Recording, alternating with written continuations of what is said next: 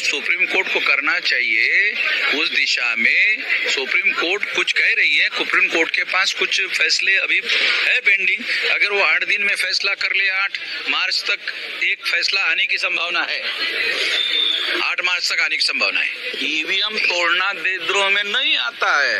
अरे क्या है, आप लोगों को कानून का पता नहीं है। चुनौती क्या है सर? ईवीएम हटाने की सबसे बड़ी चुनौती अभी क्या देख रहे हैं? वोटर चाहता है हमारे पास बदलाव का अधिकार रहे।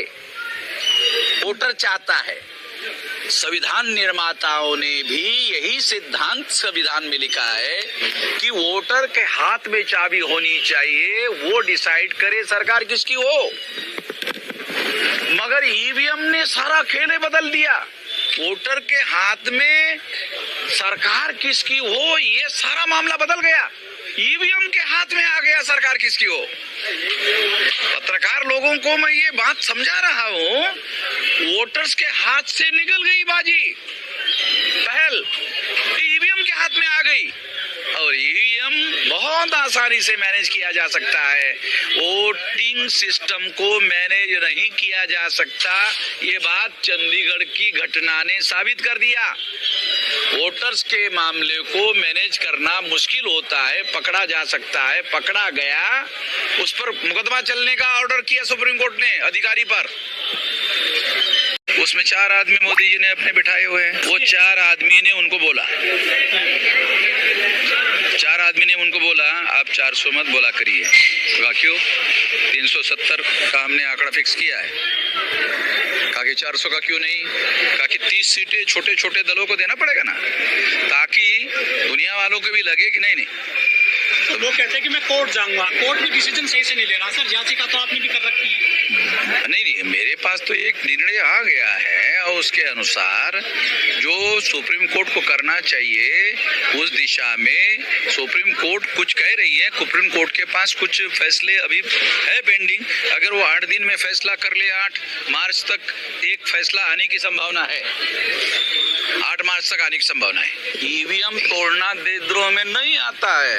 अरे क्या है, आप लोगों को कानून का पता नहीं है। चुनौती क्या है सर? ईवीएम हटाने की सबसे बड़ी चुनौती अभी क्या देख रहे हैं? वोटर चाहता है हमारे पास बदलाव का अधिकार रहे।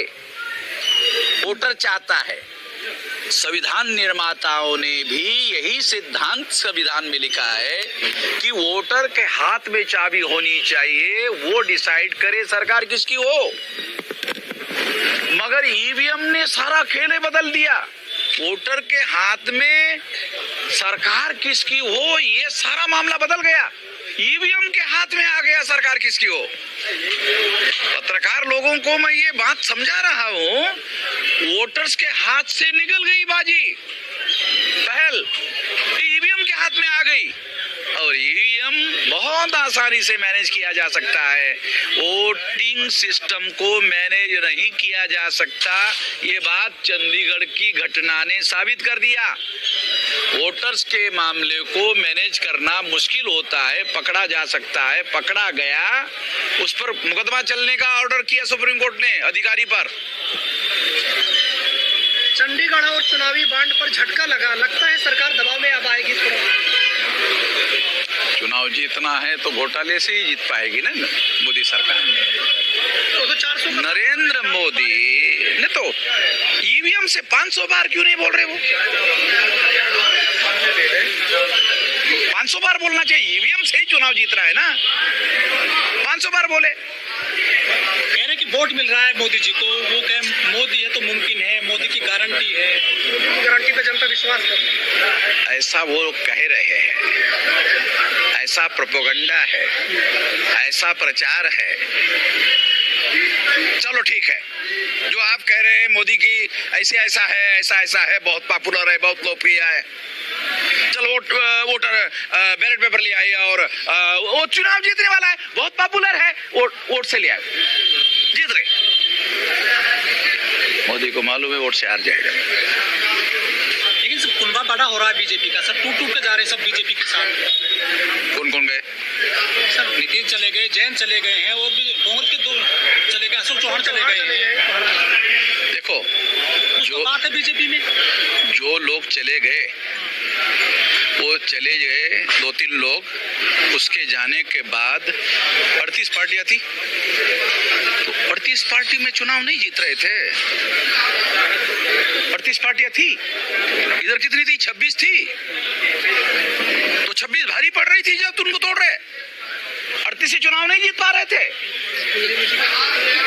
अरे 26 से ज्यादा आंकड़ा 38 होता है कि कम होता है?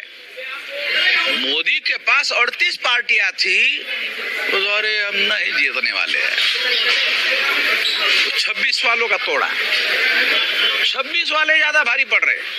राहुल गांधी पूरे देश का चक्कर लगा रहे हैं, लेकिन ईवीएम पे खुलकर नहीं बोल रहे, सिर्फ दिग्विजय बोलते हैं या दिल्ली के कुछ नेता आज बोले हैं ईवीएम को लेकर आपके साथ में आ गए हैं आज। राहुल जी इसलिए नहीं बोलते हैं क्योंकि राहुल जी के ही तो पार्टी ने ईवीएम को लाया। 84 में ईवीएम को लाया किसने? अगर राहुल जी ईवीएम पर बोले तो इमीडिएट लोग बोले आप ही ने तो लाया। सर आप कहते हैं कि कांग्रेस और बीजेपी एक ही सिक्के के दो पहलू हैं। एक ही है यार, दो काहे को खामखा बोल रहे हैं। सर बीजेपी की तरफ का विरोध सिर्फ SC ST OBC कर रहा है, 7 क्लास के लोग नहीं आ रहे सर।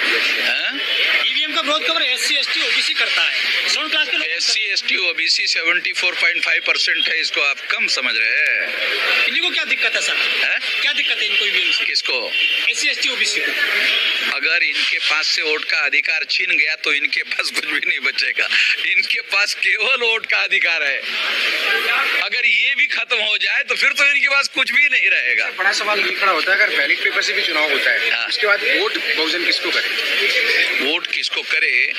कम से कम वो अपना चॉइस से वोट कर सकता है, मगर ईवीएम की वजह से चॉइस को करने का विकल्प खत्म हो गया, क्योंकि ईवीएम में जाने के बाद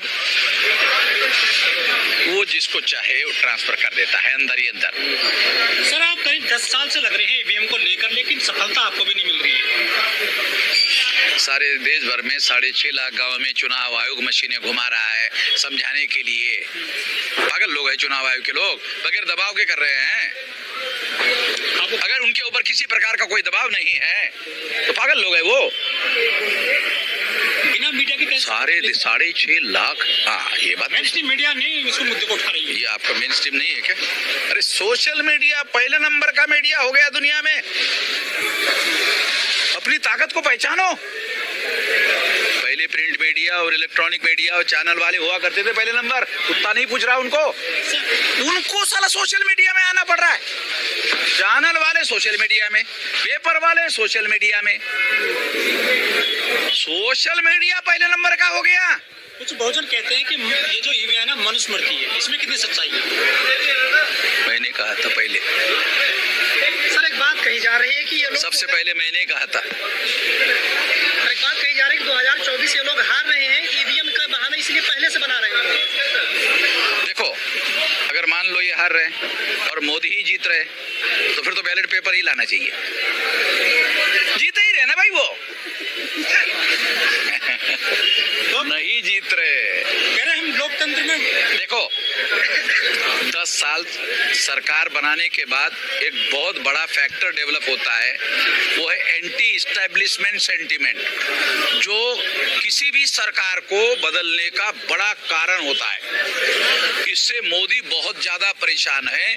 इसको काउंटर करने के लिए ही 400 की बात कह रहे हैं, ताकि फ्लोटिंग जो 10% वोट है, एंटी इस्टेब्लिशमेंट सेंटीमेंट, जो किसी भी सरकार को बदलने का बड़ा कारण होता है। इससे मोदी बहुत ज्यादा परेशान है। इसको काउंटर करने के लिए ही 400 की बात कह रहे हैं, ताकि फ्लोटिंग जो 10% वोट है वो मोदी की तरफ डाइवर्ट हो जाए। ये कितना असल बात ये है कि एग्जिट कैसे बता देते हैं कि 400 पार जाएंगे? नेहरू जी की बराबरी कर रहे हैं क्या? नहीं, वो ईवीएम मशीन बनाने वाली जो फैक्ट्री है ना, उसमें 4 आदमी मोदी जी ने अपने बिठाए हुए हैं। जब चुनाव आते तभी आते हैं सब आपकी, पहले से क्यों नहीं कर रहे थे? 5 साल से ईवीएम के खिलाफ आंदोलन आप। मैं 18 साल 3-4 महीने की उम्र से तब से कर रहा हूँ। 625 जिलों में ऐसे पहुंच गया आंदोलन। तो मैं ऐसे अभी थोड़ी लड़ रहा हूँ। 625 जिलों में। कल की कॉल दी गई है लेकिन पुलिस ने अनुमति नहीं दी जंतर मंतर पर। देखो कल आप रहोगे सर? हम अपने नेताजी जो है हम उनका सपोर्ट कर रहे हैं, हम उनके सपोर्ट पे अलग अलग क्यों चल रहे हैं सर आप सब? सपोर्ट में हैं।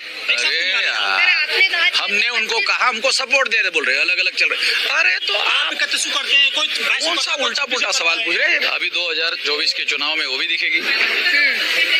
आप हमेशा से कांग्रेस का विरोध करते रहे हैं और आज आपने मंच साझा किया कांग्रेस के साथ ही, तो क्या आप हमारी औकात होती अकेले बीजेपी को हरवाने की तो बिल्कुल भी नहीं करते, छुपा के रख रहे हैं। मतलब आप खुद ही मान रहे कि आपकी औकात नहीं है? हाँ